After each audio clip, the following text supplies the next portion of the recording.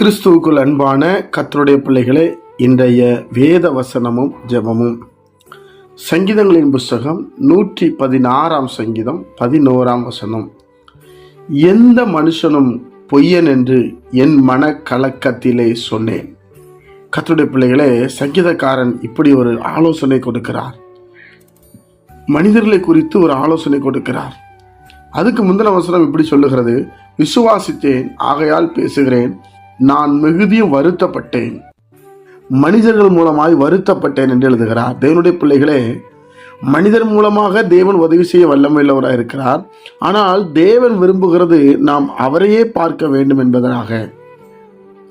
அதனாலதான் மனிதனை நம்புவதை பார்க்கலும் கர்த்தர் பேரில் பட்டுதலாக இருப்பதே நலம் என்று வேதம் சொல்லியிருக்கும். அதனால இவர் எழுதுகிறார், எந்த மனுஷனும் பொய்யன், இதை செய்யறேன்னு சொன்னாங்க, செய்ய மாட்டாங்க. உதவி செய்வேன்னு செய்ய முடியாத அளவு தேவன் அவர்களை நடத்துவார்.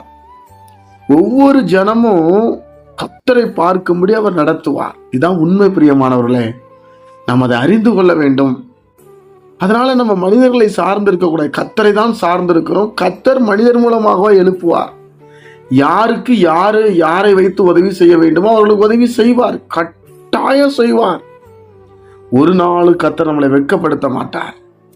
ஆனால் நாம மனிதர்களை முன்வைத்து இவர்களை செய்து விடுவாங்க, அவர்களை அதை செய்து விடுவாங்க, ஐயோ இவங்க அழைச்சிருக்கிறாங்க என்று சொல்லி இவர்கள் மேல் நம்ம நம்பிக்கை அதிகமாக வைத்து விடக்கூடாது. அதனாலதான் அவர் எந்த மனுஷனும் பொய்யன் என்று மனக்கலக்கத்தில், அதை வெளியே போய் சொல்லலை, பார்க்கிறவங்கலாம் சொல்லலை, இவன் பொய்காரன், இவன் ஏமாற்றுக்காரன், திருடன், சொன்னதை செய்யலை, அந்த சிச்சுவேஷன் அவர்களுக்கு இல்லை, அவ்வளவுதான், அவங்க நல்லவங்க. ஆனா மனதுல சொல்றாரு, அப்பா இனி நம்பவே கூடாது, நம்ம கர்த்தரை மட்டும் தான் நம்பணும், அவருடைய வசனத்தை தான் நம்பணும் என்பதை அறிந்து கொண்டார். அதனாலதான் அவர் எழுதுகிறார், எந்த மனுஷனும் பொய்யன் என்று என் மனக்கலக்கத்திலே சொன்னேன். மனம் கலங்கியிருக்கிற நேரத்தில் சொல்றார். என்னுடைய பிள்ளைகளே, நம்மளும் அப்படிதான். ஆண்டவர் தான் மெய். ஜெபிப்போமா? பிதாவே, உம்முடைய குமாரன் இயேசு கிறிஸ்துவின் நாமத்தில் வருகிறோம். இந்த நாளை நீர் எங்களுக்கு ஆசீர்வதித்து தார். நாசில் உள்ள மனிதனை நம்புவதை விட்டுவிட கர்த்தர் பேரில் பற்றுதலாக இருப்பதையே நாங்கள் தெரிந்து கொள்ள கர்த்தர் உதவி செய்யும்படி ஜெபிக்கிறோம்.